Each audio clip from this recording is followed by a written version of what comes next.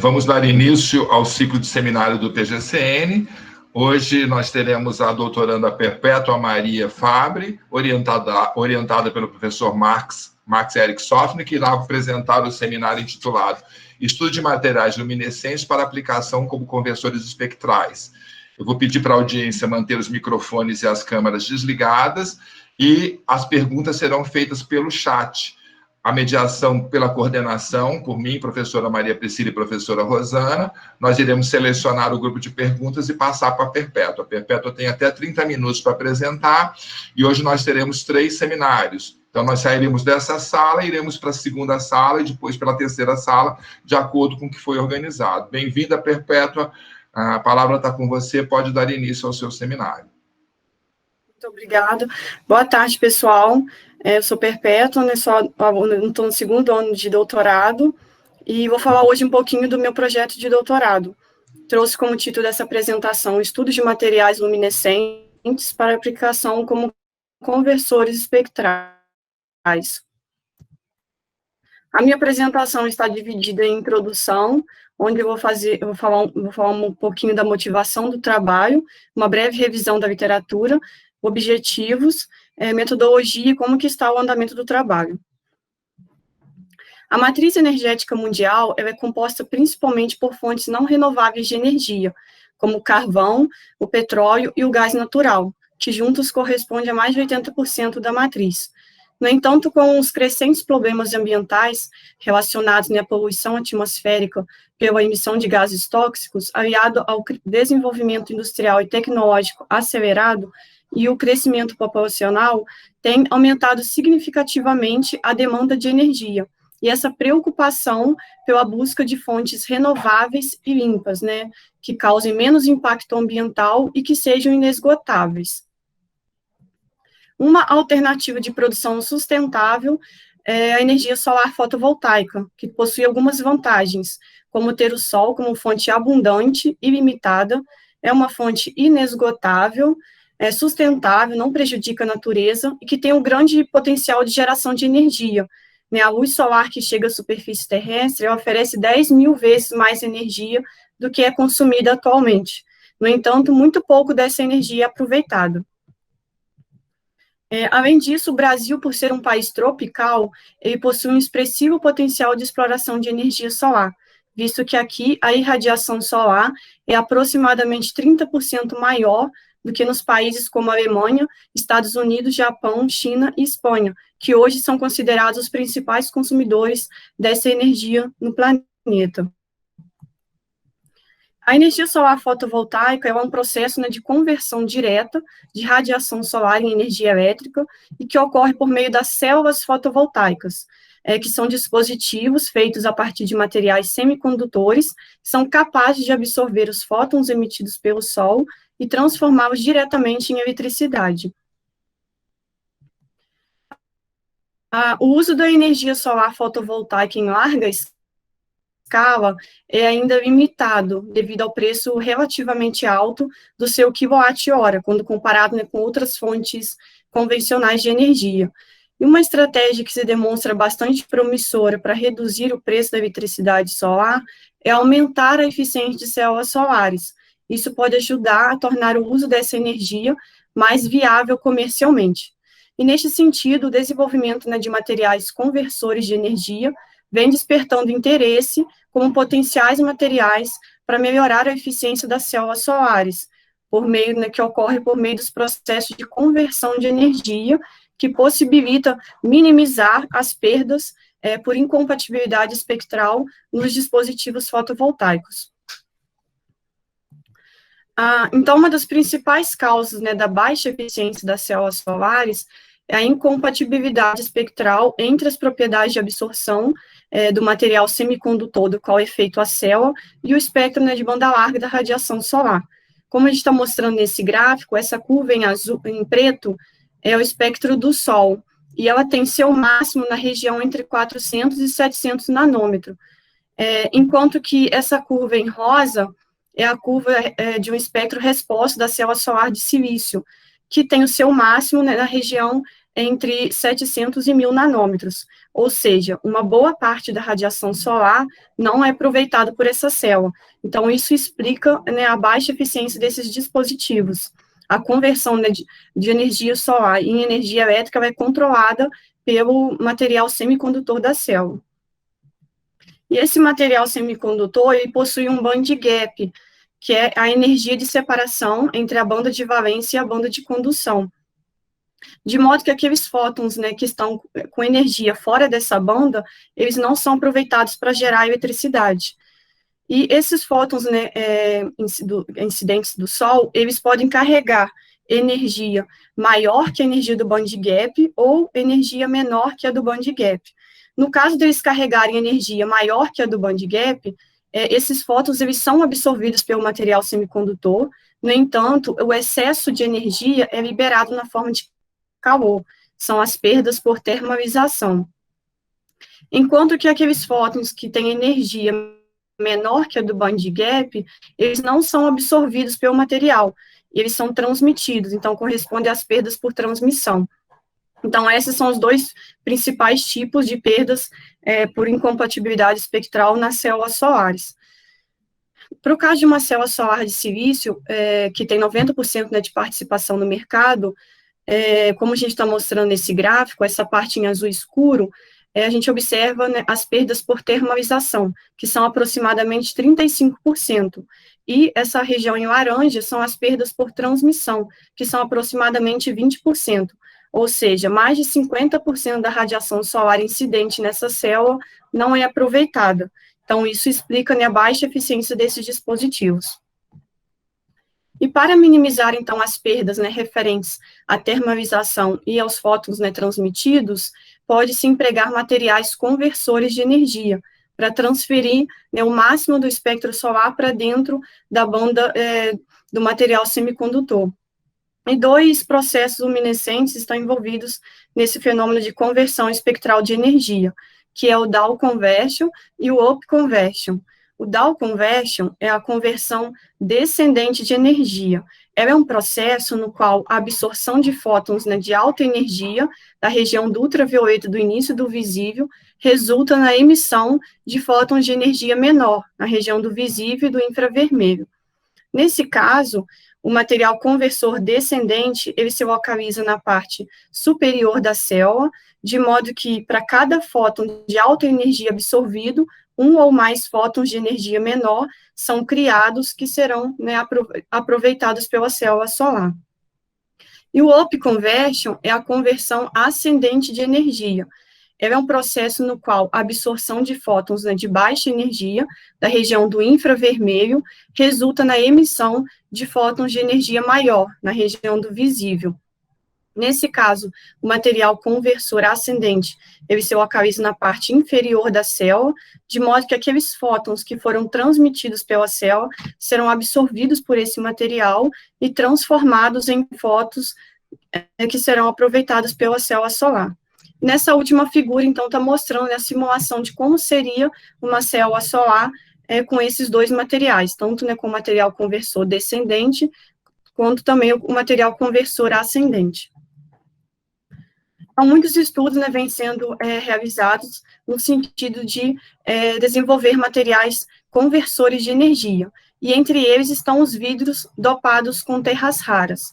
Os terras raras, eles correspondem a 17 elementos da tabela periódica, a família dos lantanídeos, né, do lantânio ao lutécio, incluindo o ítrio e o escândio.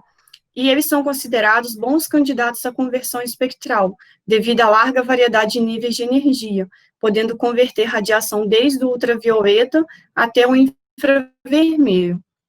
Em diferentes terras raras, né, sozinhos ou combinados, eles podem gerar emissão por conversão ascendente ou descendente de energia. Entre esses íons terras raras, o íon térbio trivalente, ele se destaca por sua forte emissão na região do verde, em torno de 545 nanômetros, quando excitado no ultravioleta. Então, ele é um íon promissor para o processo de conversão descendente de energia, ele é capaz de converter a radiação ultravioleta em visível. Na maioria de vidros óxidos, esse terra rara também apresenta emissão na região do azul, em 490 nanômetros, né, no amarelo e no vermelho.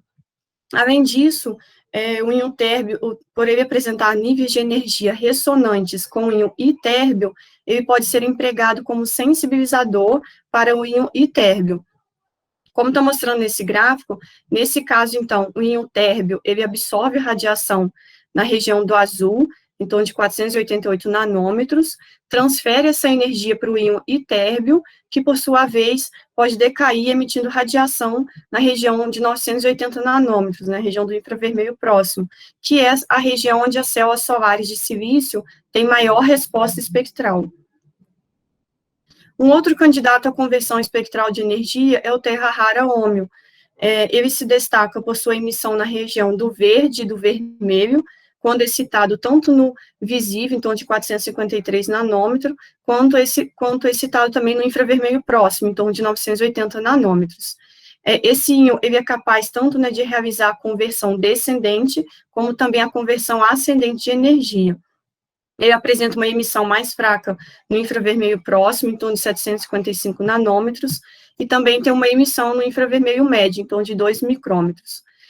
Nessa figura, está mostrando o diagrama de energia do íon ômio, e os processos, né, de conversão ascendente e descendente de energia. Para o caso da conversão ascendente, o íon, então, ele é excitado em 980 nanômetros, e decai emitindo radiação, né, na região do verde, do vermelho e do infravermelho próximo. E no caso da conversão descendente, é quando ele é excitado em torno de 453 nanômetros. De forma geral, os íons terras raras, né, eles apresentam propriedades ópticas únicas, né, devido às muitas transições radiativas possíveis entre os níveis da camada 4F. Além disso, os elétrons da camada 4F, eles são blindados pelos orbitais 5s e 5p, e por isso eles sofrem pouca influência do ambiente em que se encontram. Apesar disso, a estrutura fina dos níveis de energia, ou seja, a largura da banda de excitação e emissão, ela é influenciada pelo material hospedeiro, onde o íon se encontra. Uma outra característica em relação à influência da matriz hospedeira diz respeito às propriedades vibracionais, ou seja, a energia de fono. A energia de fono, ela determina a ocorrência dos processos de relaxação não radiativa. Como a gente está mostrando nessa curva, quanto maior a energia de fono de um material, maior vai ser a taxa de relaxação não radiativa. Então, isso tem como consequência uma menor eficiência na luminescência. Então, matrizes que têm uma energia de fono menor vai ter uma eficiência da luminescência maior. No entanto, essas matrizes de baixo fono costumam ter também baixa estabilidade química, sendo corroídos facilmente. Então, saber combinar as propriedades ópticas, mecânicas, estruturais é uma questão importante na escolha do material hospedeiro para aplicações fotovoltaicas. Então, com base nessas considerações, a proposta do nosso trabalho de doutorado é produzir amostras de vidro e vitrocerâmica da matriz aluminato de cálcio dopado com as terras raras, térbio e ômio, e investigar as propriedades espectroscópicas destes íons, né, visando a aplicação como material conversor espectral em células solares. Foi escolhida a matriz vítreo aluminato de cálcio por ela possui algumas propriedades, como ter alta transparência na região do visível e do infravermelho próximo. Ela também tem alta estabilidade química e resistência mecânica.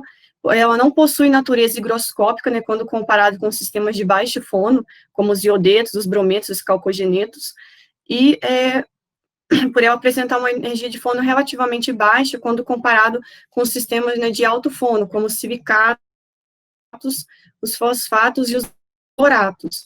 A nossa matriz, ela tem uma energia de fono aproximadamente em torno de 800 centímetros a menos 1. Nós pretendemos fazer um estudo comparativo entre o material vítreo e vitrocerâmico. A vantagem do vitrocerâmico reside no fato de que os íons terras raras, eles são confinados em entes cristalinos de baixa energia de fono, gerando um tempo de vida longo, e assim uma melhor eficiência da luminescência. Além disso, a vitrocerâmica, ela preserva as propriedades químicas e mecânicas do vidro precursor. Foram escolhidos os íons terras raras térbio e ômio, por eles serem promissores para o processo de conversão descendente e ascendente de energia.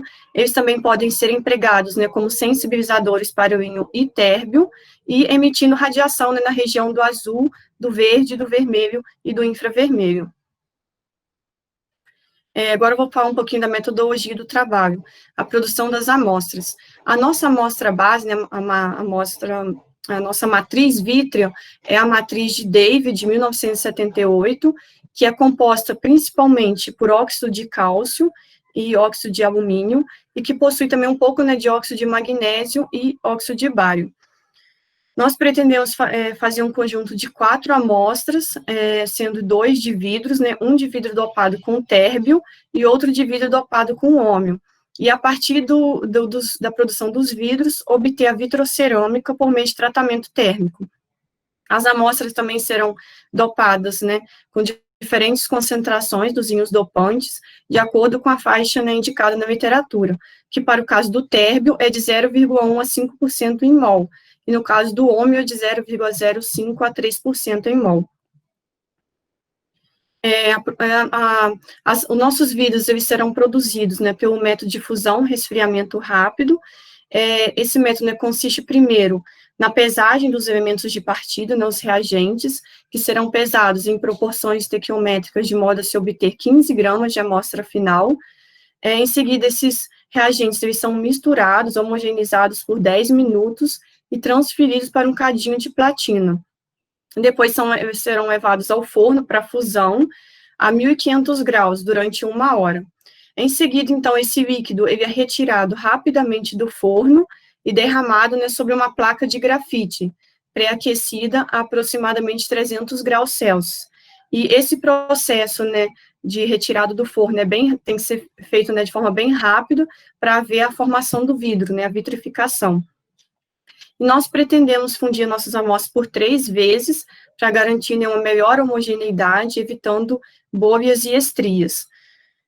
Depois, então, essas amostras serão submetidas ao tratamento térmico, né, ao processo de recozimento, na temperatura de 780 graus Celsius, por 3 horas.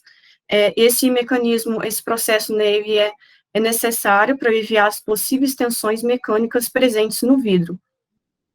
Para obter a vitrocerâmica, primeiro nossos vidros eles serão caracterizados pela técnica de DTA, para identificar a faixa de temperatura adequada para obter a vitrocerâmica, que é próximo à temperatura de início de cristalização. E, por último, as nossas amostras serão cortadas e polidas para serem caracterizadas. Agora eu vou apresentar um pouquinho das técnicas que vamos utilizar para caracterizar as amostras. A espectroscopia de absorção óptica no UV-Vis-Ni, essa técnica é fundamentada na lei de Beer-Lambert, que relaciona a intensidade de radiação eletromagnética que atravessa o material com a radiação incidente.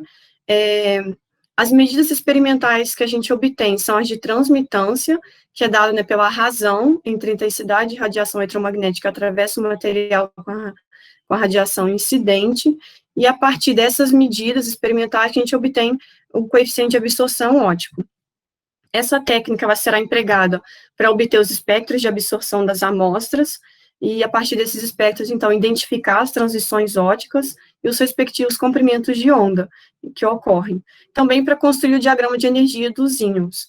E também a partir das curvas, né, de absorção, nós pretendemos calcular alguns parâmetros de intensidade por meio da teoria de Julia-Felt. Esse é um modelo teórico que permite obter algumas propriedades espectroscópicas que serão interessantes para o nosso trabalho, como, por exemplo, obter o tempo de vida teórico e a eficiência quântica da emissão, que é dado, né, pela razão entre o tempo de vida experimental e o tempo de vida teórico, né, calculado pela teoria de Julia-Felt.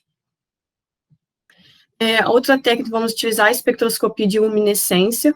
Ela será empregada para obter os espectros de emissão e excitação das amostras, né, a partir deles identificar as transições e construir o diagrama de níveis de energia dos íons. Também a partir do conjunto dos espectros de emissão e excitação, pode-se construir os mapas de cores, que são imagens bidimensionais que trazem informações mais generalizadas do comportamento luminescente do material em estudo. Pretendemos também obter as curvas de decaimento, né, que é a intensidade da luminescência em função do tempo, e a partir do ajuste dessas curvas, obter o tempo de vida médio. A montagem experimental da luminescência é semelhante ao mostrado nessa figura, que consiste, basicamente, de uma fonte de excitação, que pode ser um laser ou uma lâmpada, monocromadores, né, para direcionar o feixe de luz, e um sistema de detecção, que normalmente é um tubo fotomultiplicador. Outra técnica que vamos utilizar é a análise térmica diferencial, DTA. Essa técnica ela nos fornece uma curva onde é possível identificar temperaturas críticas envolvidas no processo de vitrificação e desvitrificação. A TG, que é a temperatura de transição vítrea, a TX, que é a temperatura de início de cristalização, TC de cristalização, TF de fusão e TL, a temperatura líquidos.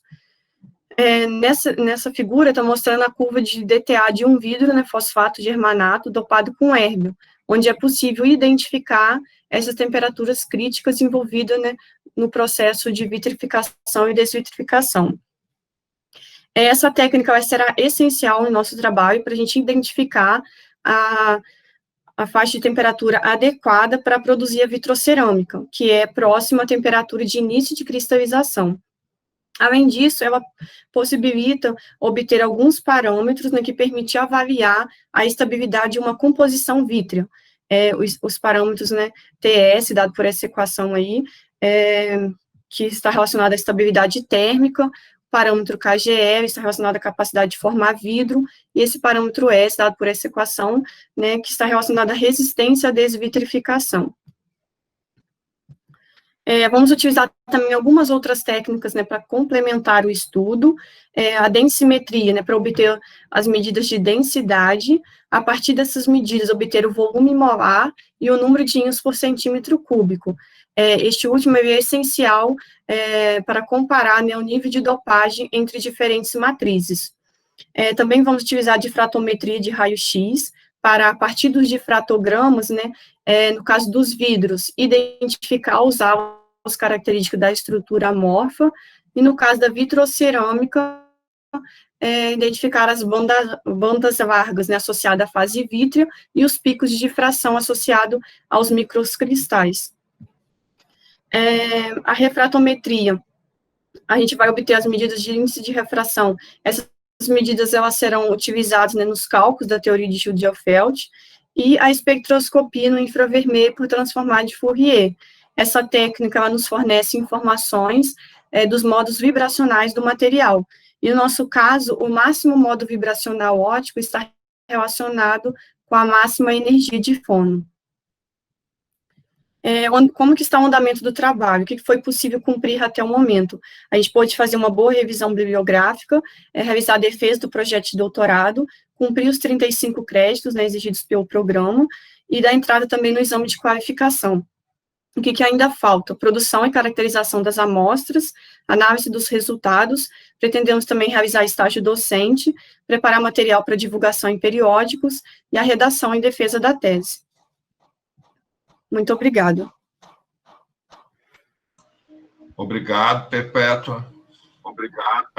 Eu queria abrir agora ao pessoal da audiência para perguntas aqui no chat.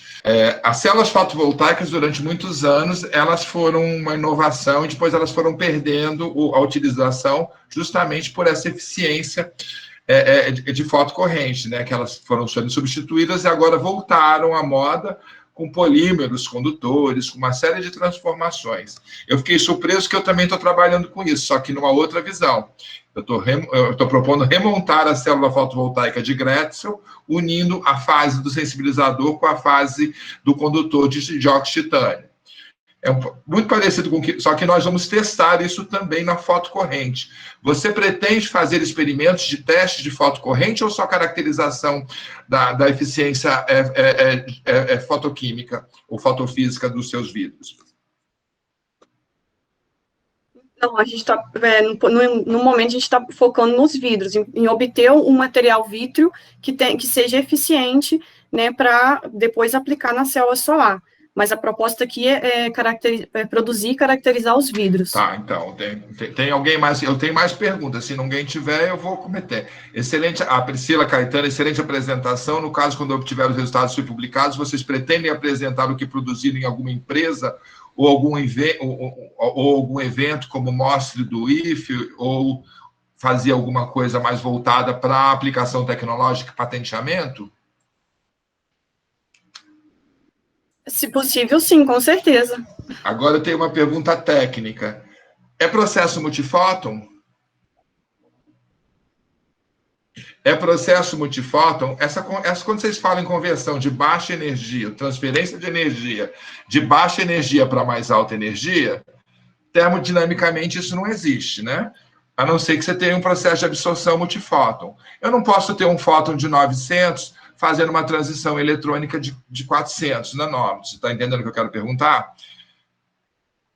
Ou não? Sim, mas são vários fótons multifóton, então, é um processo multifóton. Então, na verdade... Sim, e são vários... Isso, você monta um sistema, mas de processo de que um vai subindo porque tem absorção multifóton. Então, a sua eficiência quântica, ela não pode ser diretamente comparada com as eficiências quânticas de sistema monofóton. Exciter e transferir, porque você gasta 10 fótons para fazer, às vezes, uma coisa com a mesma eficiência de um fóton. É isso que eu quero que você coloque assim.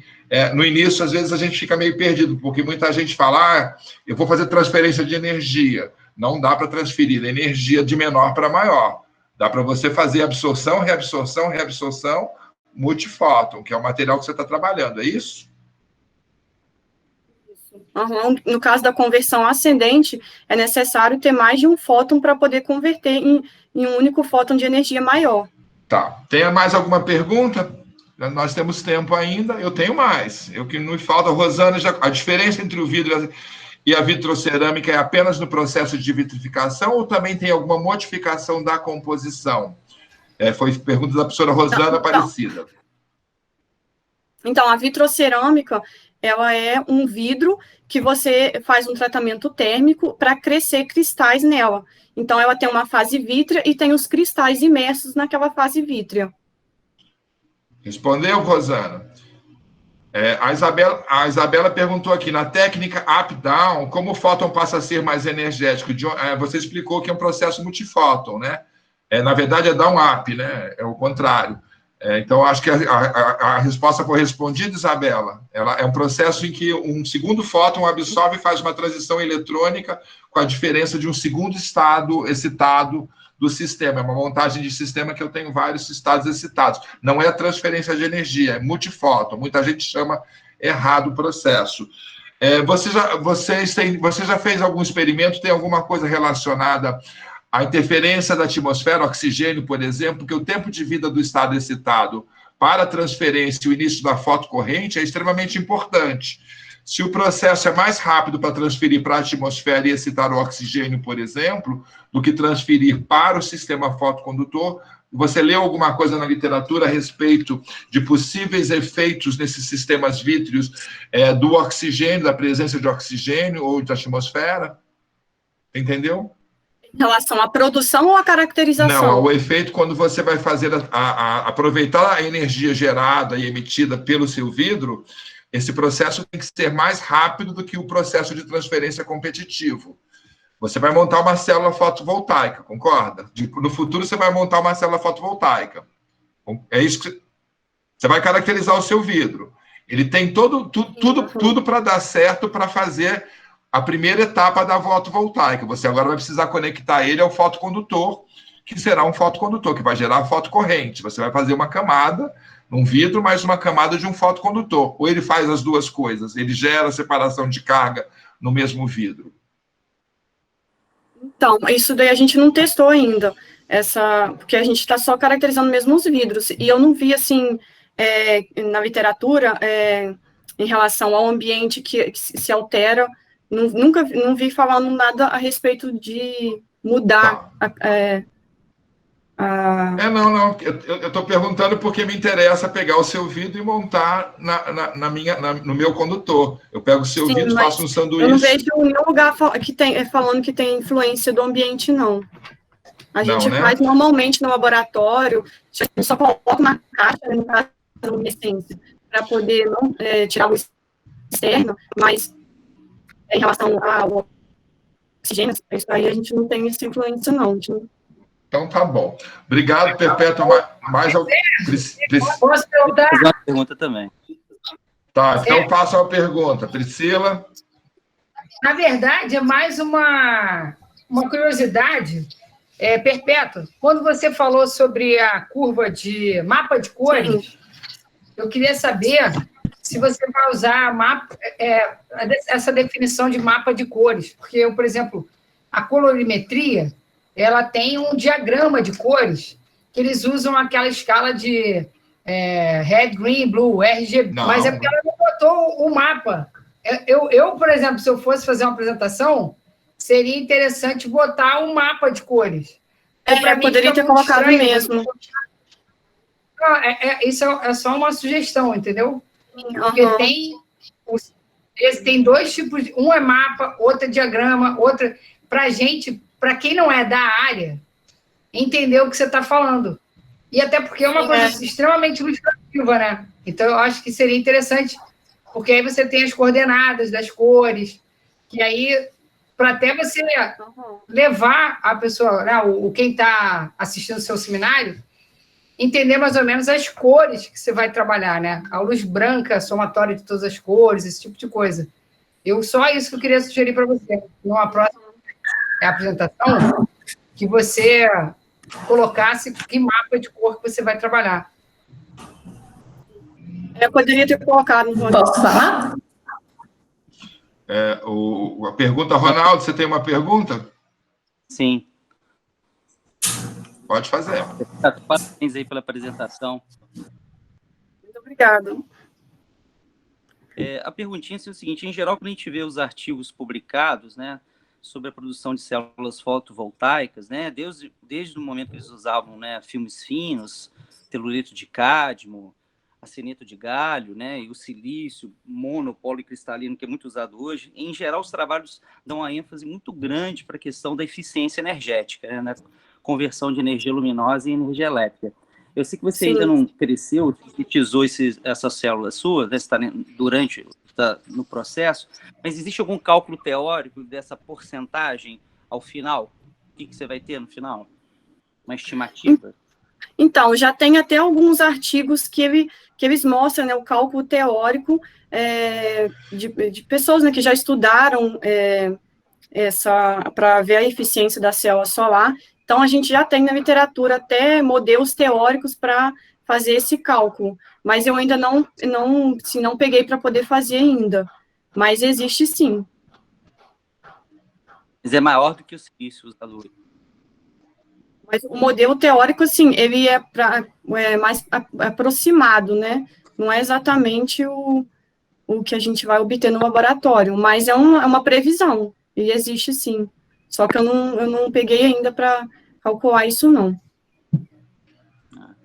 Então, obrigado, Perpétua. Agora a gente vai para as 16h45, o seminário da Merice. Parabéns pela apresentação, ótima abertura, está gravando, vocês vão todos para o YouTube. Né? Muito obrigada. E fico muito feliz, porque é assim que a gente divulga a nossa ciência para todos, com um público muito mais. O seu seminário agora vai ficar lá, e muita gente que está interessada no seu trabalho vai dar mais visibilidade para você, para o seu orientador, para o programa, para o ENF. Parabéns a todos vocês e ao PGCN. Então, vamos encerrar essa gravação e vamos para o próximo seminário, para os que vão participar. Obrigado. Alguém quer fazer mais algum encerramento? Tá? Então, parabéns. Vou encerrando aqui a nossa gravação e essa conferência. Obrigado, Perpétua. Obrigado a todos.